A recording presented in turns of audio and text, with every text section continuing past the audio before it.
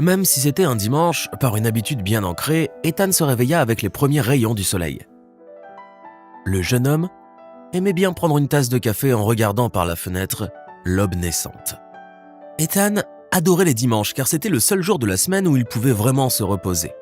Le reste du temps, il devait travailler fort puisque 6 mois auparavant, sa mère avait été victime d'une attaque cérébrale dont la malheureuse ne s'était pas remise. Les médicaments coûtaient une fortune. Mais Ethan ne se plaignait pas car il aimait sa mère et s'occupait d'elle avec tendresse et attention. Le jeune homme attendit encore un peu que le soleil printanier réchauffe le sol, puis il sortit se promener, s'arrêtant au magasin sur le chemin du retour. Malgré le beau temps, il faisait encore frais, et s'enveloppant dans sa vieille veste, Ethan fit quelques mètres au pas de course pour se réchauffer. En marchant le long de la promenade, il ne put s'empêcher de s'émerveiller devant le spectacle offert par le pont et les eaux profondes de la majestueuse rivière qui coulait en dessous. Et il s'arrêta quelques minutes pour prendre le temps d'admirer le paysage. Mais alors qu'il était sur le point de partir, il entendit le cri de quelqu'un, suivi du bruit caractéristique produit lorsque quelque chose tombe dans l'eau. Il frissonna et en scrutant les vagues, il tenta de localiser la source de ces bruits. Et au moment où la tête d'une personne apparut au-dessus de l'eau, sans hésiter une seconde, il sauta dans la rivière pour lui venir en aide. Comme l'eau était encore froide en cette matinée printanière, les muscles de son corps réagirent immédiatement en se contractant, ce qui lui coupa le souffle et restreignit ses mouvements. Mais comme il était bon nageur, il put saisir à temps le bras de la jeune femme qui était sur le point de se noyer.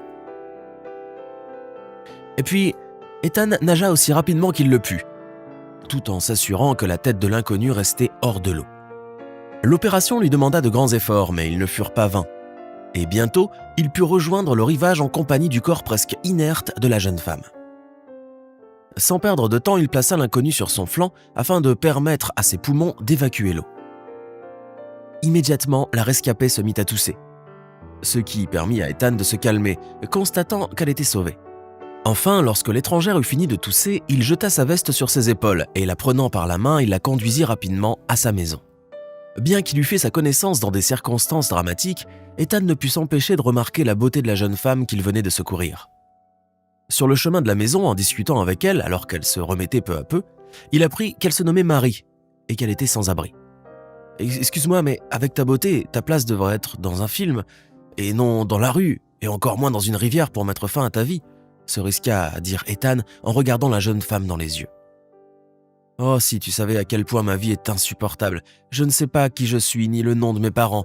Je me suis réveillée un jour dans la rue, dans les poubelles, et je ne me souviens de rien d'autre. » répondit Marie en larmes, serrant involontairement la main du jeune homme.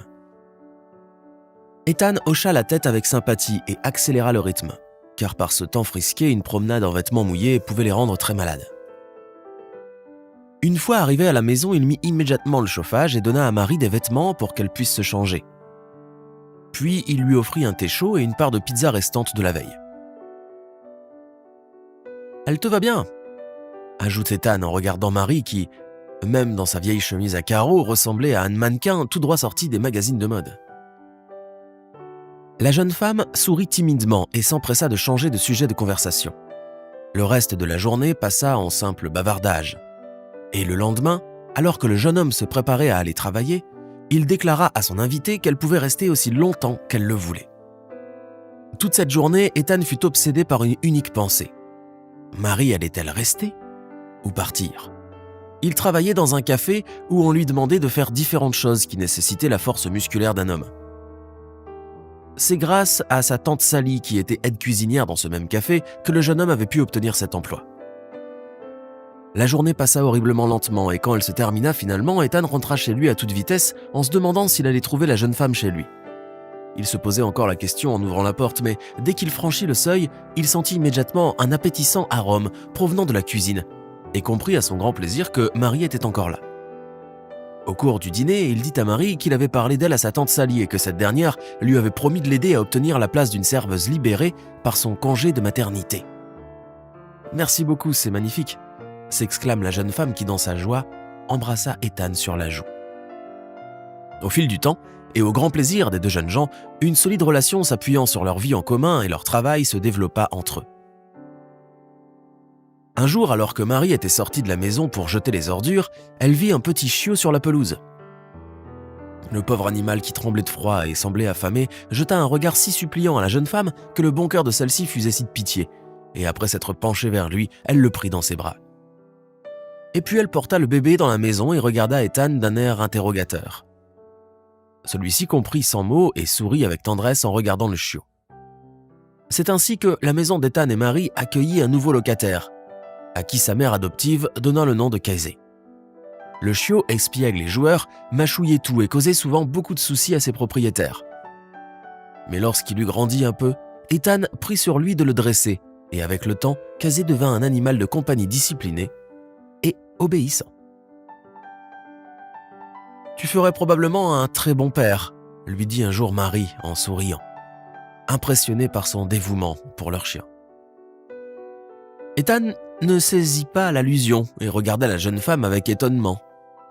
Mais Marie fit rapidement dévier la conversation sur un autre sujet, décidant d'y revenir à un moment plus opportun. Cependant, peu de temps après survint un événement qui changea radicalement les plans d'avenir des deux jeunes gens. C'était un samedi après-midi comme les autres. La salle du café était pleine de clients et les serveuses se bousculaient essayant de suivre le rythme. À un certain moment, Marie, qui prenait la commande d'un client, fut soudainement saisie au bras par un bel homme en costume et aux cheveux gris.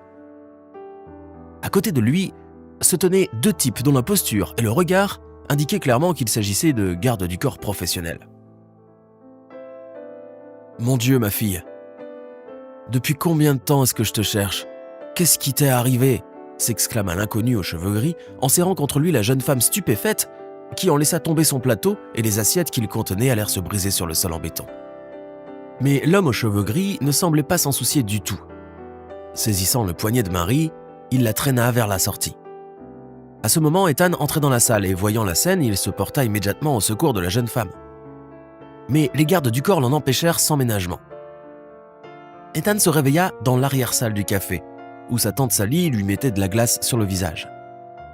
Comme le jeune homme pleurait doucement d'impuissance, la femme compatissante s'éloigna, ne voulant pas embarrasser son unique neveu par sa présence.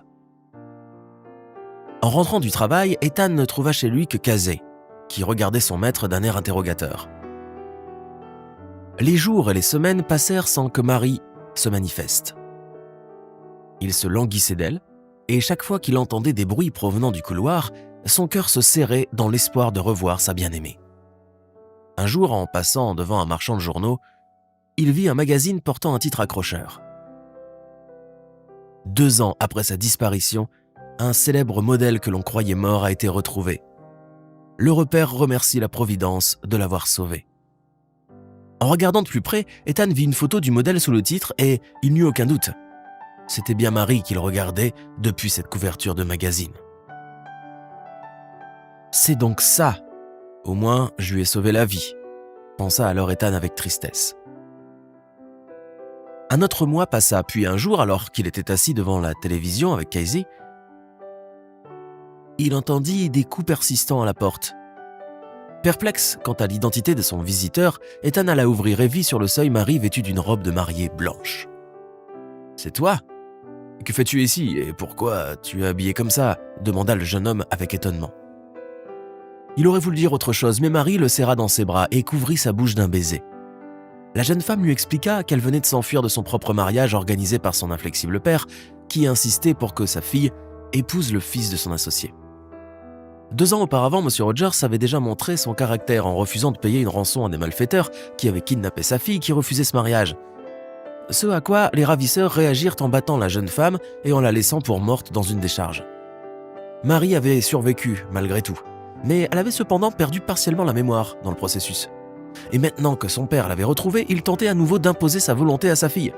Mais Marie refusait, elle aimait Ethan de tout son cœur et ne voulait personne d'autre que lui. Après avoir écouté Marie, le jeune homme sourit pour la première fois depuis des semaines et serra son ami dans ses bras. La jeune femme suggéra ensuite à Ethan de déménager dans un autre état afin de s'éloigner de son inflexible père. Et pour mener à bien son projet, elle disposait de 300 000 $ qu'elle avait hérité de sa grand-mère. La vieille dame avait mis cet argent de côté pour aider sa petite fille à être heureuse, et Marie considérait que le temps était venu de l'utiliser. Emmenant avec eux la mère d'Ethan et Casey, les jeunes gens déménagèrent au Kansas, où ils achetèrent une petite maison avec quelques hectares de terre. Ethan acheta également 2 tracteurs d'occasion et commença à cultiver le maïs et l'orge dans ses champs.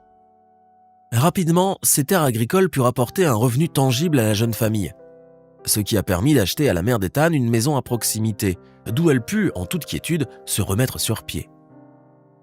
Puis, l'année suivante, les jeunes gens se marièrent en toute modestie.